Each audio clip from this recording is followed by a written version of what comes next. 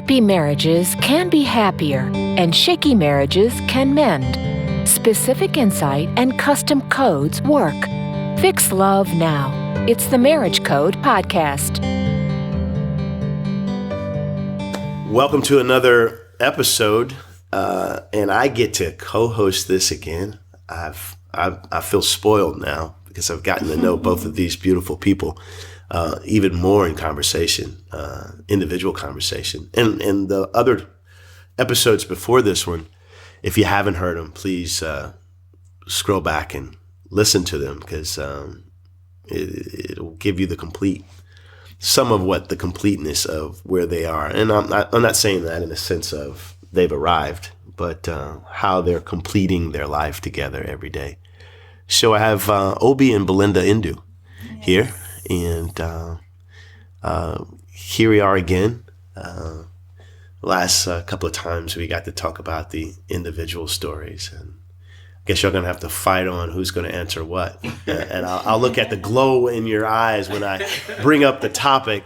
But let's, since we're talking about our story, let's talk about that convergence. Mm-hmm. I mean, who saw who?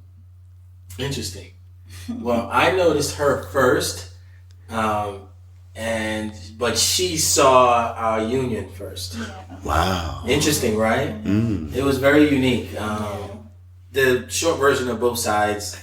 You can't just tell your side. That's side. it, buddy. Yeah, you tell your side. I gotta correct that. That's from it. my side. So, gentlemen, that's suggestion number one. If you want to stay married, but anyway, let her tell her side. Tell her side. There you go. So, no, honestly, it was at a business meeting, and it was an informal business meeting, and she walked in, and when she walked in, I noticed her. And Okay. I was like, oh wow, she's pretty. And I was like, She walked in by herself, or she was with a group of people? No, she walked in by herself. Was she late? No. I was setting up. No, she was on time. Oh, okay. I was still setting up in front. Oh, so she was early. Yeah, she was early. Yeah, I was still setting up, and so it was literally we're just getting ready to start. Gotcha. So she was perfect, and so I noticed her, but then I had to all right, stay focused. You're here to work.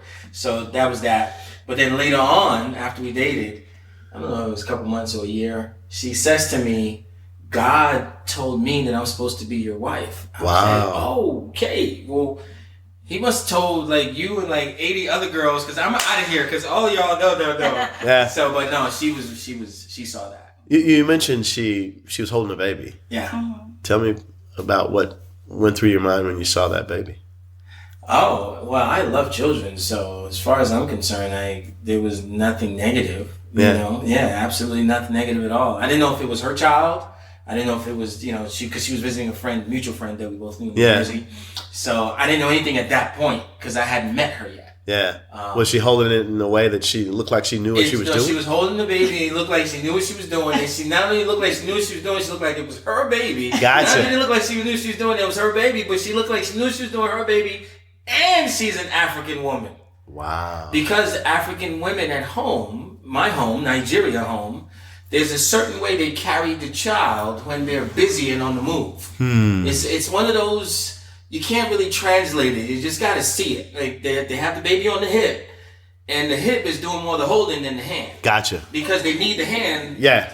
Anyway, let me stay in my lane because I'm not a woman. Right, and they do it. Yeah. Okay. All right. So, Belinda, tell me about what you saw. Yeah, all right, so again, like I mentioned in my story, that I knew I had so much purpose. And when I met this guy and I saw not to say anything bad about anybody, I just saw the community that he was in, which was an amazing community, and they were doing a great job at transforming lives and building people and helping me. I mean, they even helped me. Yeah. But I felt like he was playing small. I was like, are you kidding me? You are the most phenomenal trainer, speaker, male person I've ever met. Wow. I can do something with that, and God is going to help me. Yeah, we're going to go far together. Wow. So I knew it. I knew it. It just something clicked in me. And there's other things that I can say about that, but I won't get into it now because of time. But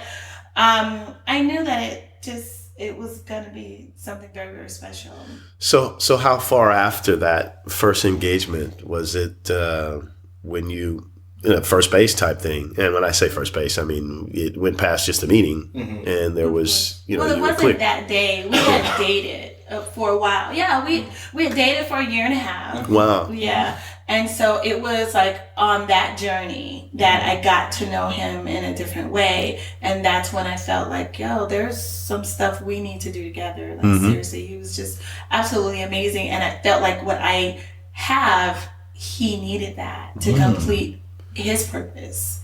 So, yeah. Back to that superpower we talked about earlier. Yeah. Now, she was telling me about the superpower that she felt she had as a kid, and we talked about more with you as far as the responsibility that you took on, and it really enhanced the gift into a talent and skill set that to this day is still serving you. That's right. But she felt that there was a superpower that she had as a youth, and she also feels that's why she deposits that into the children today. And the more I listened to her, I realized that the superpower was purpose. Yeah. A lot of us, That's right. we don't recognize, what our significance is until we read a book or something like that, or somebody else tells us, or we see someone. And like when we see, of course, the Michael Jordans, the Tiger Woods, you kind of like, hey, they might be good at some other things, but we know they are fulfilling part of their purpose. That's at right. least. That's right. When you see, how skillfully they are able to, live their lives and affect other people and influence other people. I call it the Simba effect. Yeah. If you remember in The Lion King. Oh, yeah. When Simba finally saw his reflection in the water. Yeah. That's when he woke up to who he always was already being. Yeah, but he had to see. But he didn't know that. Yeah. So you said sometimes people see in the book, sometimes somebody tells them. In other words, something has to reflect back to you how you're showing up. So there you go. Can understand purpose. Gotcha. The All right. interesting thing about that journey for us, it was never anything. I didn't feel like, oh, we need to do this now. There was nothing rushed about it. No urgency. No urgency at all. Because what I felt like my vision was we were old and we were at our home and we were rocking just as content on. That's what I got. So I was like, we're married and we're old. So I don't know because I didn't know. So you had a vision. That's a vision you had of being married and being old. Yeah. It was very clear. Very clear. Very and clear. I was just like, okay. And she was, you know how when the vision is so clear, you forget that you actually going to sound crazy when you communicate it. Wow. No, I'm telling you that's how clear it was, because when she came at me, and now that I know my wife more than I did when she came at me then, I've sat down, I don't think I've told you this, babe, I've sat down and thought to myself, she really had a vision. Because if it wasn't a pure vision, if it wasn't something outside of her, and it was derived from her, she would have been too self-conscious about, this guy's gonna think I just bumped my head too hard somewhere. Yeah.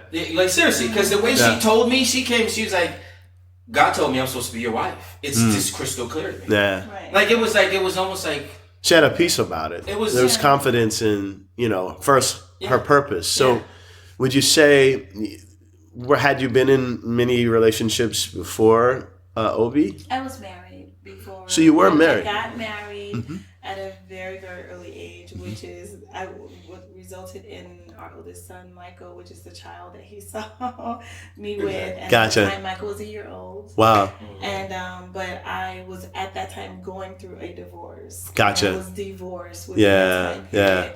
But it was very interesting. Wow. That's, the fact that you were married, had you been married before? Mm-mm. Okay. Her gift and her purpose, she knew she was to be married. Mm-hmm. Right. And when she saw you, she knew that it was you, even though she had been married. And what marriage, relationships, especially in a covenant like marriage, no matter how it winds up or where it is, there's great deposits that we get. You talk about the reflection. yes. When you're committed or in covenant with someone else, that's a mirror in itself, because a lot of it's the reflection of who you're being or who you're not being in that sense. And the confidence that she came because she had already been through that piece. And I knew what God, I knew I still had that purpose, and it was not able to be developed at all. Gotcha. At all. So it was just an abusive situation. However, the Lord grew me through that process, and I believe that I'm not going to say I needed the hurt or the pain or the abuse or nothing like that. I'm not saying that, but that journey grew me and actually prepared me to be more mature when the man that God really intended for me to be with showed up. Yeah. And then I had already, after that mistake, I'm like, Lord, I'm never, ever, ever getting married again. After that experience. Yes. After that experience. Yes. Yeah, because we don't want the oldest child to hear this and think that it correlated with him as a mistake. Right. So that's that's beautiful. I appreciate that sensitivity. That's beautiful. But after that experience, we really just, I knew that, okay, I know that I have a purpose. I know that the Lord still wants me to do what He has ordained me to do. Yeah. But it's just not with this person. Gotcha. And that's okay. Yeah. So, and that was not completely finalized, but it was already in the process. You had come to acknowledge that before you met him.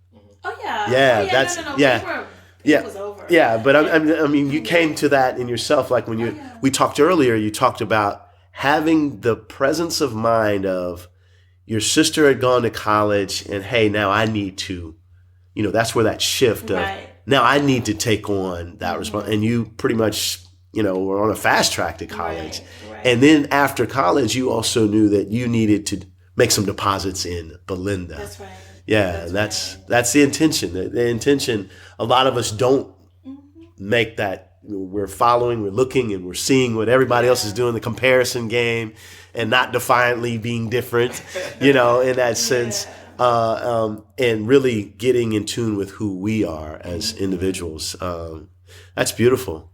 What's interesting though about that, please, is that here's how I know the vision wasn't for me or about me, necessarily, or because of me. It was completely despite me, because He broke up with me after a year and a half. Wow, there was a breakup. Yeah, there was a breakup. Oh, we're gonna save that for the next episode. Oh, yeah. There was a breakup. So there was a breakup. So you'd been with each other for a year. It was a year and a half. Dating and just engaging, and there was a breakup. There was a breakup. Interesting. Thank you, Obie and Belinda. You're welcome. Thank you, Craig. We're going to come back and talk about that breakup, because I'm sure that has a lot to do with what enhanced the experience that you're having now in life. Oh yeah. The breakup or the breakdown that prepared you for the breakthrough. Hey. Sure. Awesome. Yes. Thank you. You're welcome. Thank you. Marriages need lifelong learning. Visit www.covenantmarriageacademy.com. Learn, see, and grow in marital bliss. We have video help, counseling appointments available, and more. The Ndus have solutions specifically for you. Fix love now.